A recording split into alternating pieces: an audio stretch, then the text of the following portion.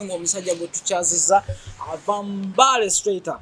Baso bagirinye ku macha oba yavuze Subaru. Simanyi kintu oba why I don't know. Naye esonga z'ologera kwa tuziyuza. This guy, they told me the big artist beside Mbaale babisaawe era I think is the way like ali mu mbeera ya penetrating and asobola okuba ne Central Region.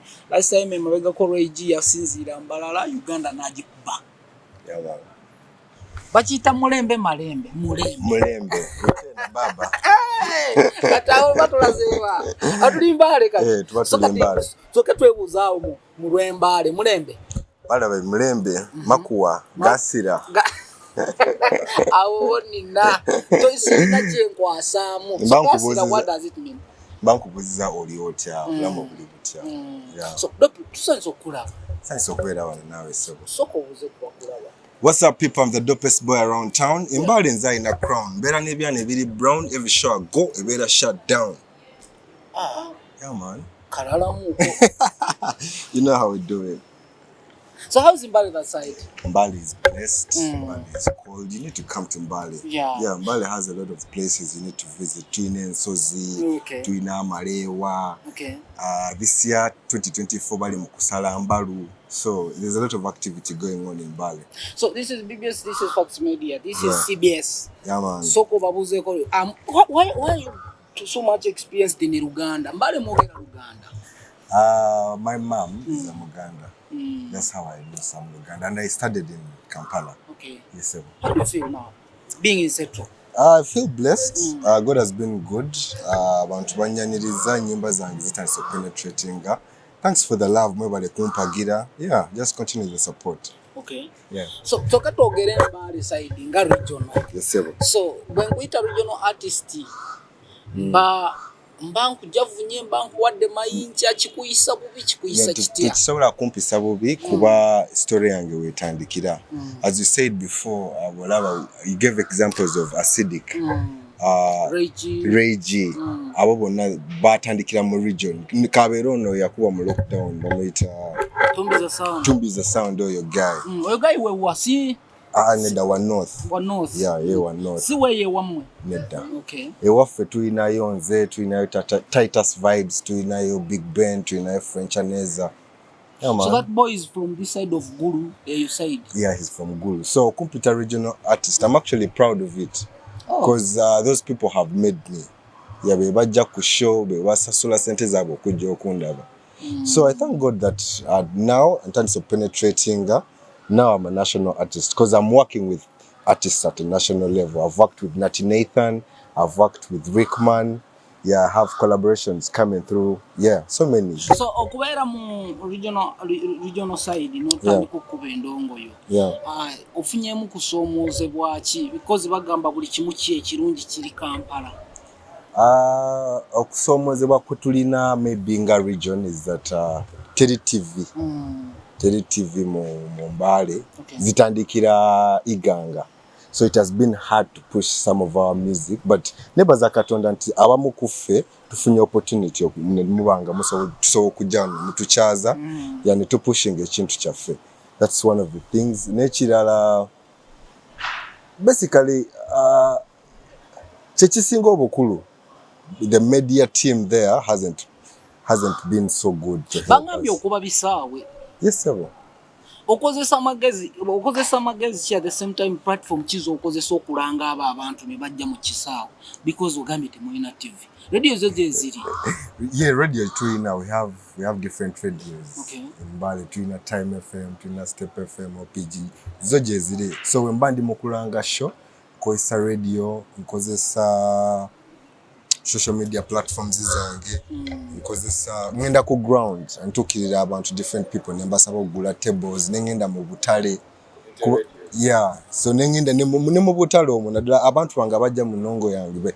These are the kinds of people abantu abali mu katala omuntu wa wansi ategeera kyenyimba resonating nange kyenyimba. But trust me bangamba tuze tu actually chizo tukitulumya omutwe because Jinja Jinja yo giraba is full of artists. How do you compare Jinja with Mbaale? Jinja kyekugambye nti bo at least bali developed to a certain extent nti balinayo TV wadde neweebeemu at least naye ffe tetulinayo TV Mbaale kiraba I don't know oba ba MP baffe baba bali ku ki bandi ate mbu baatufudde city. Can you imagine Mbaale now is a city? Yeah, it's a city but we have no TV. Abantu baffe bannaaye tusaba bekikwatako mutufunire TV neweebeereemu etuyambe. We have so many things that we have our culture ngamba tugifuule busy nga Bugisu region tuyina emmere tuyina ensozi ezolaga abantu tuyina ebintu bingi that the world needs to see as Mbaale naye tetuyina platforms zino tetuyina TV. Now you are the Camille of the other side. Oba Bebeku. Who are BBCs in Mbaale? So kumanya abamanyi nga basatu. Abamanyi basatu. Basatu Mbaale abogera abane basirika. Waliyo Titus Vibes. Yeah. That one here. Waliyo Dope Boy. Waliyo Shanjo. Waliyo Esther 95. Ati Chameleon weri yani. Mbaale. Kamili jokusiza ku style gy'abakubye oba kumanyi naye kumanyi nze Chameleon gwe Chameleon weri nsaiso kulaba nsaiso bera wano namwe so as you have said like gwe Chameleon weri Chameleon one is a good icon actually worldwide East Africa bichi single mwagalako enyimba messages ziri mu nyimba ze. He may not have good character as a person ngabwe empulira but enyimba ezimu zazayimba ziri mu message and may look at the good in a person. What is he telling the next generation? Ulimba ngaba simo ogenze enyimba nga katupakase alikulaga abantu aligamba omuntu okola. So that is what kyemwagalako kyemuyizeeko ng'omuntu. Okay, tubadde n'ebibiina ate nga wano Uganda actually wano mu Kampala nga bitugamba byo biri town to town. Era nja nkutwale direct ku Wuma. Wuma yali bakyaliddeko Mbaale. Ekulemberwa omukyalo gwe bayita Sindaleera Sanyu. Wuma yali ezeeko Mbaale. Era buli lwe bajja, I remember the first time, there's a time we met at Mount Elgon Hotel. Bajja ne batusiibye olunaku lulamba, ne batuliisa obumere, ne batuwa emitwalo 10. Bumere ki obwo bwoga? Bolinga gamba babujja wali muto nninnyira. Nedda kale, nze nga artist, I can afford to feed myself any kind of food. So, what I chemba subiramu nga Wuma, si kumpa mmere na transport to fund ya mitwalo 10. Ezo sentence yina ekitegeera. So bajjeeyo ne batu signing empapula ne batuliisa emmere ne batuwayo emitwalo 10 but we hear they get billions. Sincerely emitwalo 10 gigenda yamba ky'omuyimbi nga n'olugoye. So tululi engato gye nyambadde. Eringa mumekeyo. Engato Timbaland ya emitwalo 15. I can see. Kato kitegeera.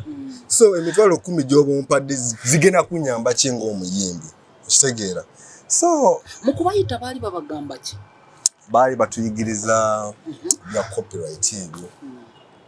Yeah, basically that, but there's nothing much they helped us. Era nsaba omukulu Edirisa mubanga ebintu byo tibiringa byaba Wuma. Wandize n'ofuna engeri gy'otuyambamu naye banga nabyo tibiri bya si bya mulamwa nedda tetuli interested naye abantu b'Embaale temujje ne mukola ng'aba Wuma bwe bakola kutuyita mu hoteli kutuliisa mmere. Actually n'emitwalo 10 nyingi. I remember the last time Katonda mujulizi wange bajja mu Mbaale Resort Hotel ne batuwa emitwalo 3. I've remembered si mitwalo 10. 10 gyali gya mu Mount Elgon. Ne ku resort Katonda mujulizi wange, if I am lying Sindi Sanyu mujje mutulage ebitabo bya sente bye mwatu wanze na nisibinga mitwalo 3. Baba signing sa. Ate nga bansibiza olunaku lulamba boy. So where are you going to look for money oba mwali mugenze kuyigirizibwa? First of all, the approach was they said that brought their copyright law. to us to igiriza how copyright is going to benefit us. And we are also aware that the government gave them some money for the artists. Yes, kuba bo bazifuna ezaffe ziriwa batuwa mitwalo 3 se mukulembeze waffe Museveni watuwa mitwalo 3 ng'abayimbi b'Embaale ye value gye watulabamu oba abasajja babawa ssente ne bazikolamu ebyabo wanze ze na signinga so noleeta abajulizi my friends benali nabo ne babuulira ssente ze basayininga emitwalo 3 egya Uganda si egya $, egya Uganda ne banyononera obudde nali mmanyi oba nina kuvaawo ko wakiri maybe n'akakadde omanya akakadde ngenda kujja ne Kampala mpeeyo maybe producer nkolereyo kitegeera naye emitwalo 3 actually so zibaddiza actually nziina sindi ne cabinet muje muno ne ssente zange zemwatu watu emitwalo 3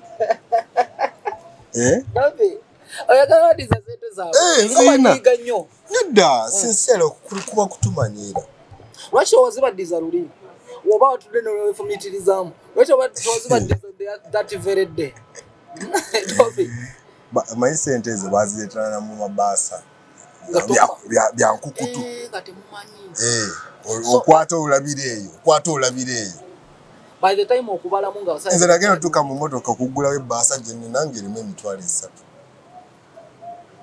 Nistaga kumala budde kuddayo munda kuba but nsozi when was that like last year yeah Mbaale resort bali bakomyewo sidanga mubalawo mu bye babasuubiza byali ki beside from that kamane ke baba it was just talking about copyright law and actually they told us to pay when it wali 5 again to join I think Charlie Wechit okujoininga ekibiina okujoininga membership fee membership mitwalo 5 mwagisasula sasula zaaki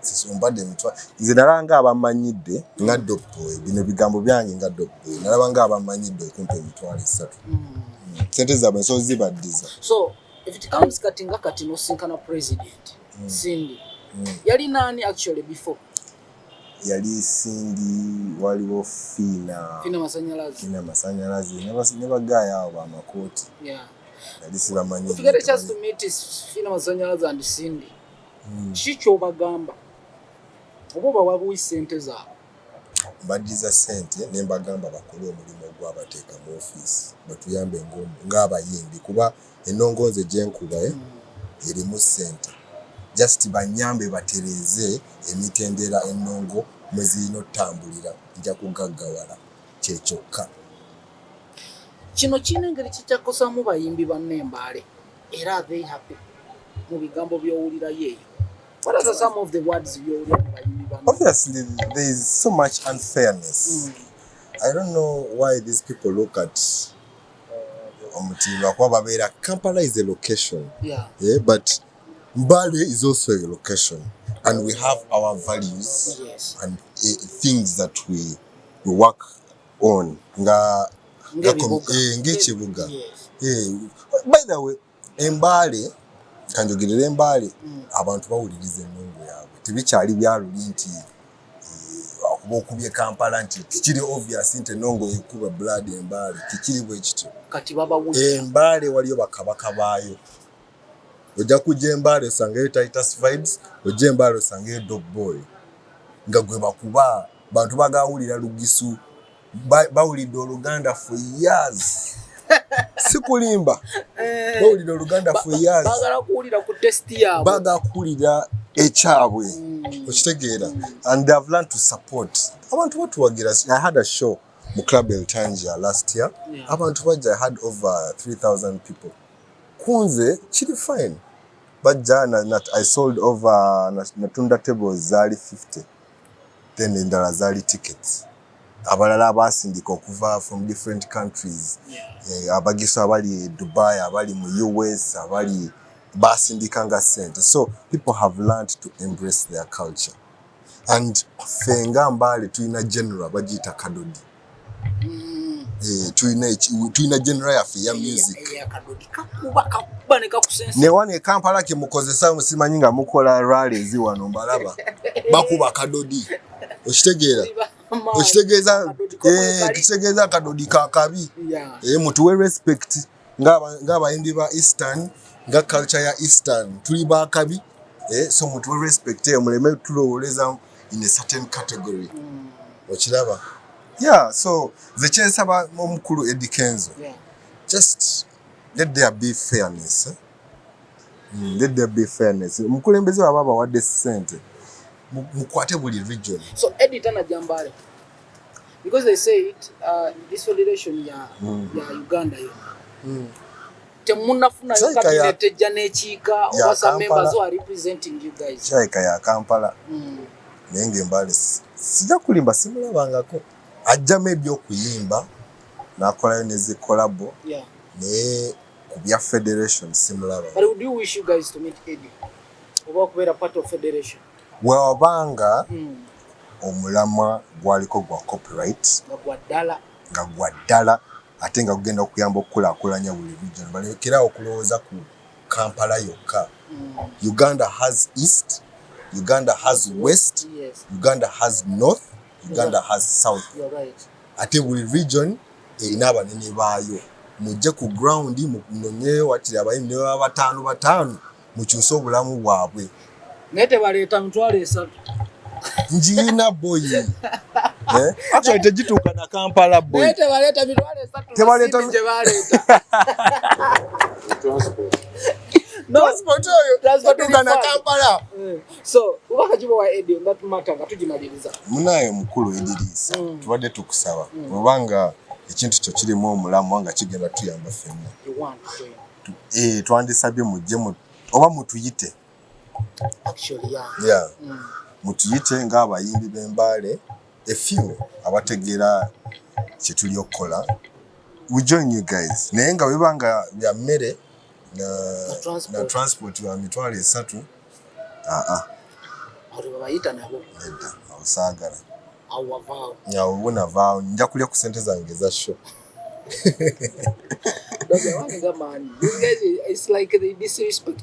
They really did.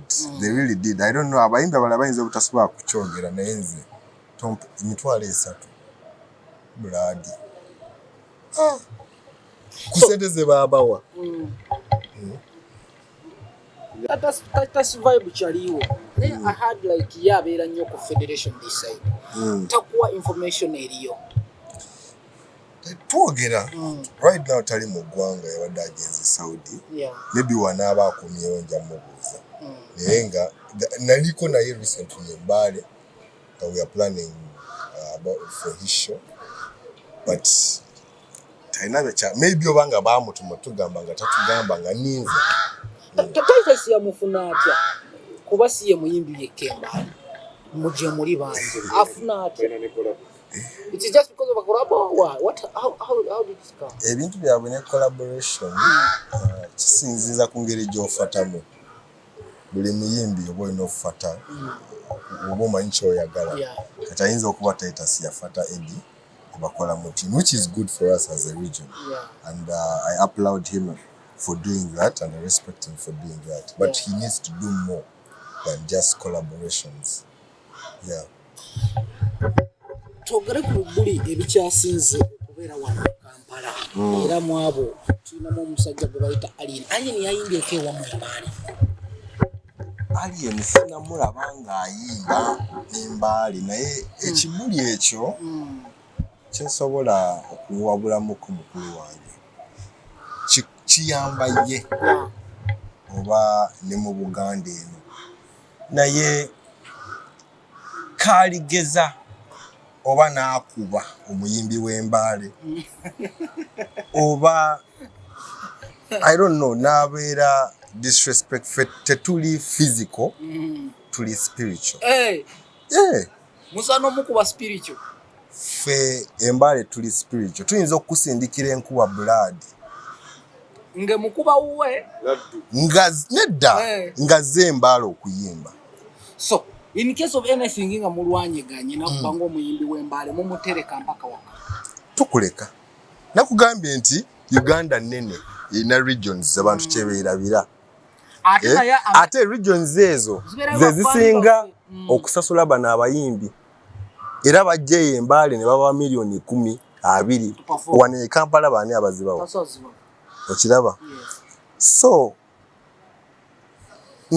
nze mbadde muwabula nga mukulu munnange nti ekyo ekibuli maybe eno kibakolera naye ffe mu Eastern tuli peaceful ate tuli spiritual tuli spiritual bw'ojja n'ekibuli kyo n'okuba omwana nga bakutereka naye enkuba gyeva ku sho towamanya nandimenyeza amanya mubuuzeeko mulabe waliwo abantu eyo enkuba be yali esumbuyeko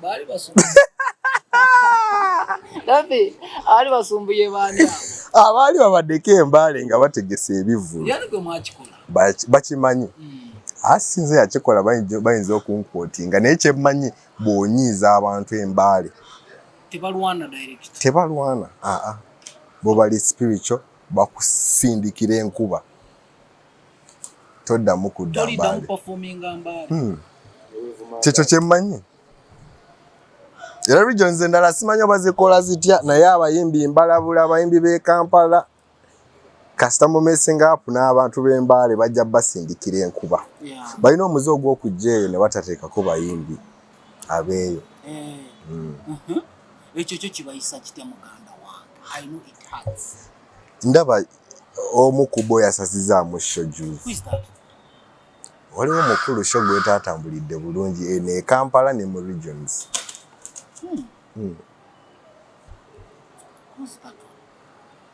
yabaddeko ejjuzi wano e Lugogo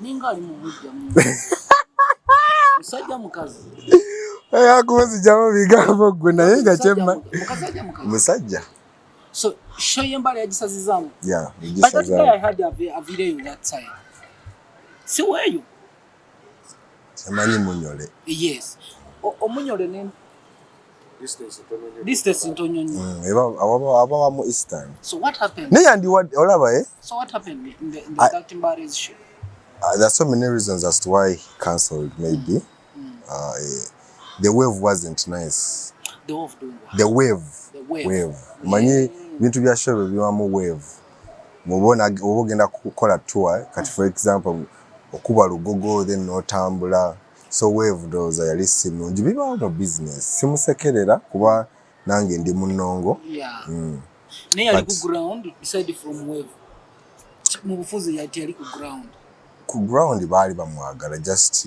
yalina abantu beyanyiizaamuko naye ate abantu bakyamwagala so abantu beyanyiiza the ones who abamulwana show kugisazaamu what happened and you guys was it your players okusazaamu show ye oba kyali eki the simwagali it wasn't my prayers simwagaliza kibi but I would advise that when these artists come to the regions because mufuneyoko abayimbi 2-3 si bonna and pay them reasonable money manyi bajja nnyo n'ekintu kino kya platform we are big ndikuwa platform tagala kusasula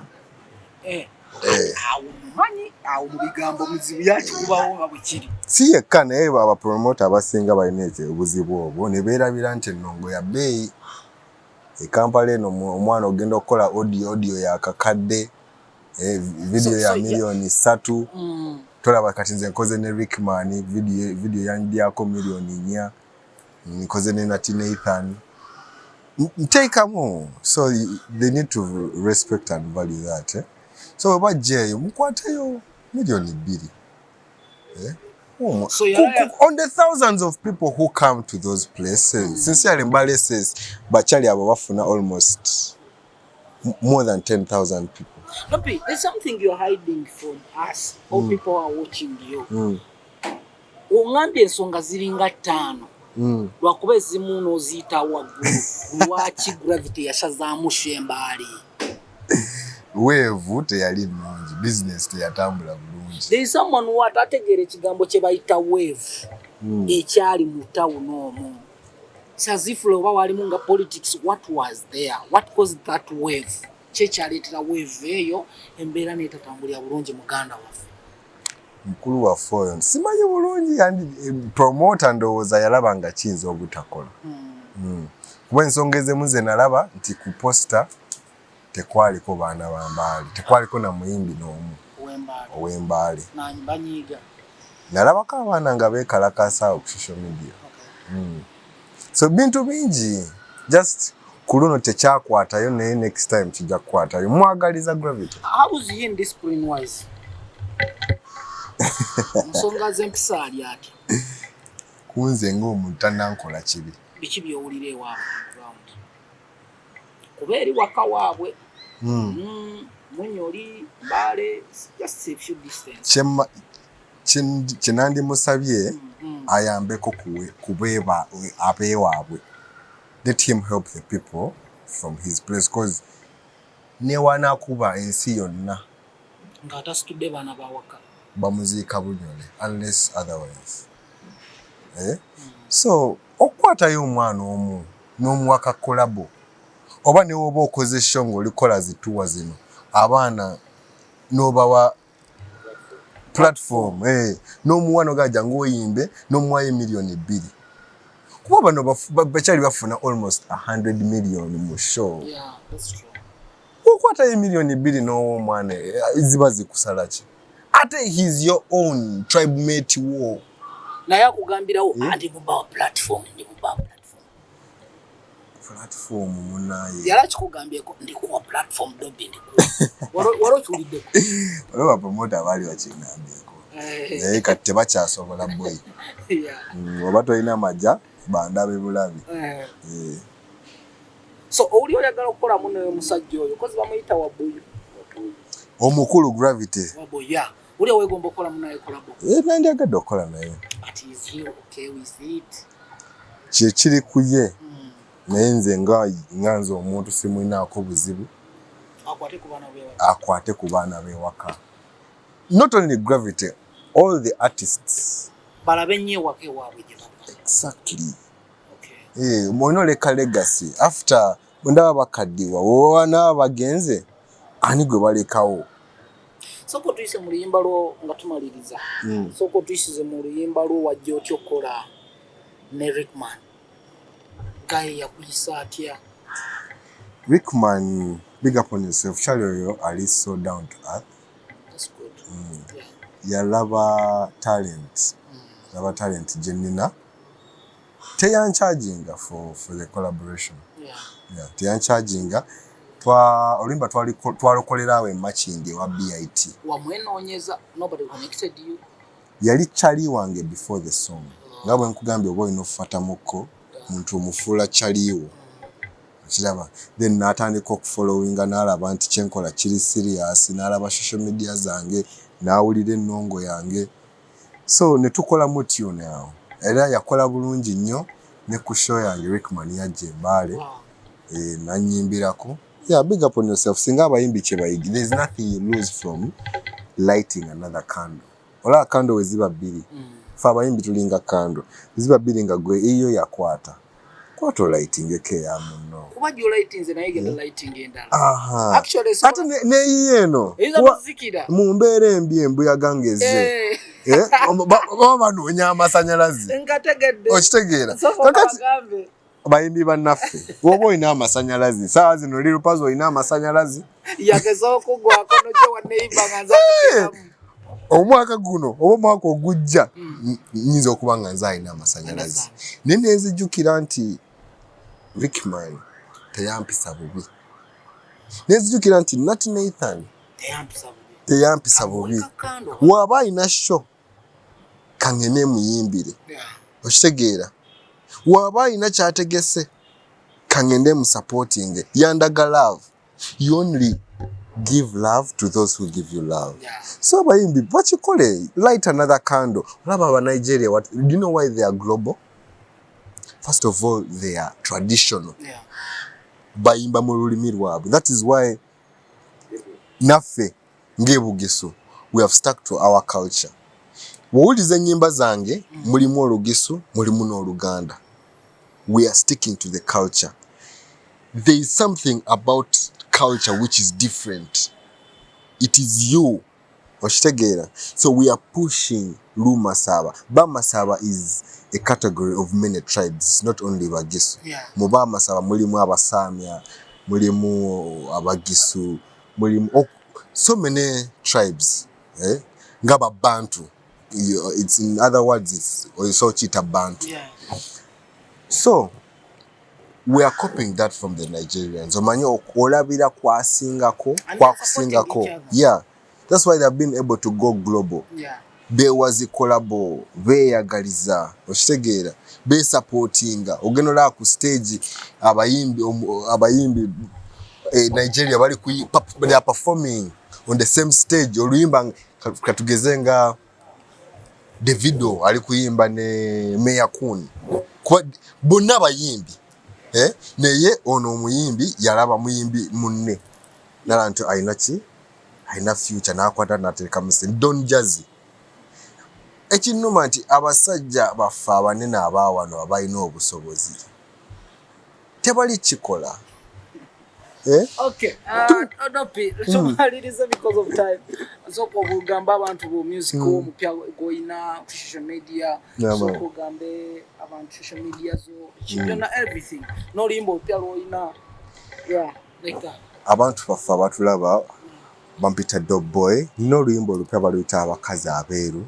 It's doing well. It's everywhere on all platforms. We're really cool YouTube. But are you talking about abeera abanacho oba abekizigo? Because they are njawulo. Uganda tuyina color that tuyina wa bulaka omweru no wekizigo. Zezo. Nze njagala kasita abamweru abagezezaako. Kasita abamweru ate owekizigo tumugobe. Eyo kala ndala. Wekizigo abawa kyenvu.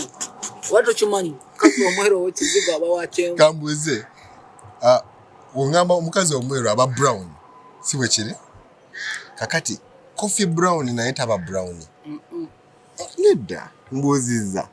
Coffee brown wakataketake. Aba wakataketake ensonga lwaki basosa coffee. Naye aba but brown. There is a brownie without coffee.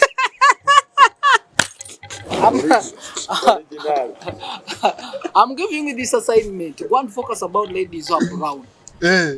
They are brown. Coffee brown in Mbaleke. They are brown ladies nga wanacho. Nga ebyadala nga no mulabira waddala nacho. Then there is a brown one nga wa kizigo. Katoya abase tali brown aberamu n'oluyerushi. Aba akola ekiro. Abalinga omwana alwadde omusujja. Abasobola okukola ekiro wali mubitaala ow'ekizigo. Ale twagala bakyene sano namukwekawa. Sano namukwekera n'atambula naye nga ali mu kadeeya. At least ngenda n'owa black. Anyway, yogera ku w'ekizigo tugende mu maaso. Oba mukazi mwe. Nino oluyimba olupya baluyita abakazi abeeru lukola bulungi bannaye mwebale kumpagira mwebale ku streaminga luyimba kwe luli ku YouTube channel yange go and check it abakazi abeeru Dog Boy Official. Generally it was produced by Nesim. So are you in love with a brown girl? Naye abakazi abeeru bankolera blood. Waji mama. Bankolera mukazi omweru avimbisa nawe okimanyi. N'aba talina bbina nenga mweru. Newaba nga nyashi nga tekuli naye nga kasaba mweru.